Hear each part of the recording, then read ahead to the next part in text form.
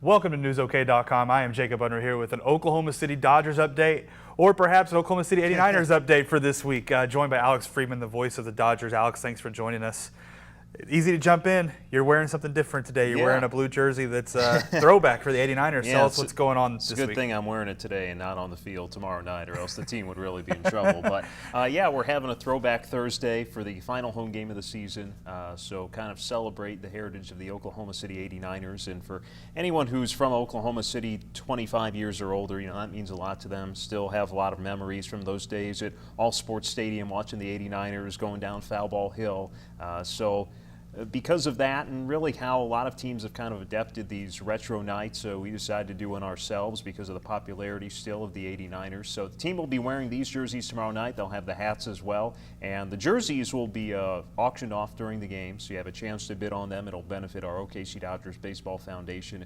We've got 89ers merchandise in the stores as well. We'll have retro-looking graphics on the scoreboard and everything. And so it should be a fun night.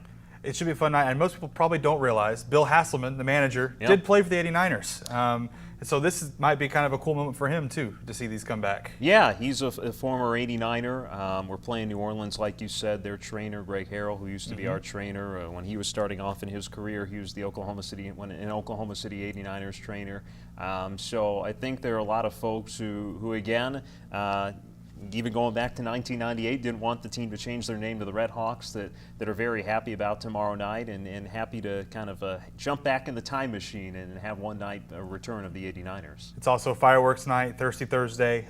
Quite a way to end the season at the ballpark. Yeah, a lot going on. Like you said, finale for fireworks, even though it is a Thursday night, not a Friday night. We will have fireworks tomorrow night. It'll be another $2 Thursday with $2 drinks on sale from the time the gates open at 6 o'clock. It's also Brahms Friends and Family Night, where you can get tickets, Brahms combo vouchers, and Dodgers hats, all for one low price as a 4-pack.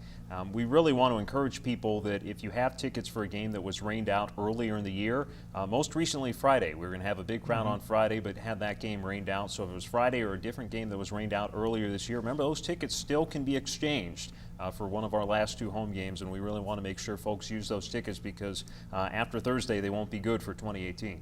Oh, no. The people need to use those. Yeah, exactly. Yeah. So you got tonight, tomorrow night. There is no playoffs this year. Right. Unfortunately, first time since the Dodgers have come to town. But there's still good baseball to be seen. What have you seen from the team lately? Yeah, I think it's still a lot of the same in terms of the inconsistencies. We saw another great pitching performance from Wilmer Font the other night, and tomorrow is when they're going to announce PCL Pitcher of the Year. I'd have to think he's the odds-on favorite to win it. I'd be rather surprised if he didn't.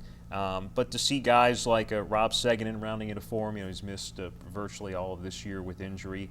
Tim LeCastro, who's a really exciting player who was hurt this last week and a half, but he's been a real spark plug at the top of the lineup for the Dodgers. He's hitting, in his time with OKC now over 400.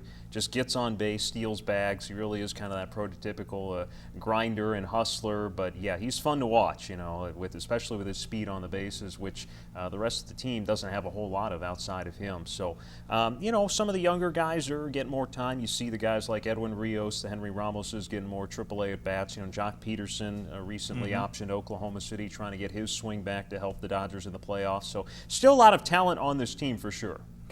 Clayton Kershaw was here Saturday. Andre Ethier is still here.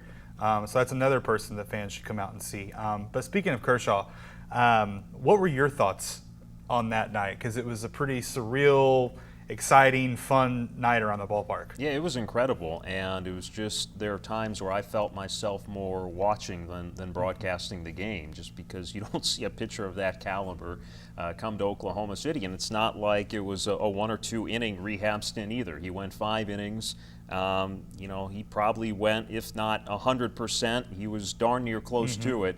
5 really good innings aside from, 1 pitch. And, it was great watching him there. I mean, the fan support was larger than I would have ever imagined. I expected, there to be a big crowd for folks to come and see him.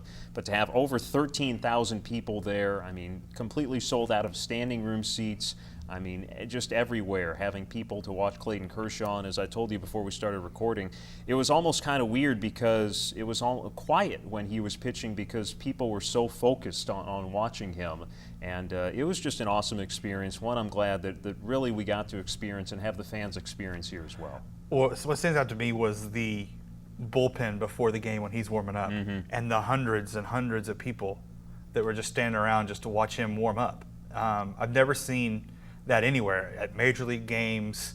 I've been to World Series games. I've never seen that with starters. I mean, you just never see people line up like that, and that was, to me, was the craziest and one of the coolest things about the whole night. Yeah, and part of it's because you have an access here at a minor league ballpark that you don't necessarily have out at a big league stadium. And in one of your stories, I think Bobby Wilson said it best. You could tell there was a rock star in town. I mean, that's exactly what it was.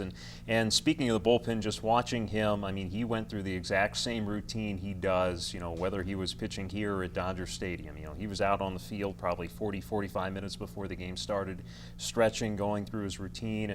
That bullpen is probably as hard of a bullpen as anyone in the major leagues will pitch, and he's such a mild-mannered person, off the field, but once he steps between those lines, I mean, he really is the ultimate competitor. Yeah, he was very intense. Yeah. That was a fun night, and 2 more fun nights left for you this season before you hit the road to end the year.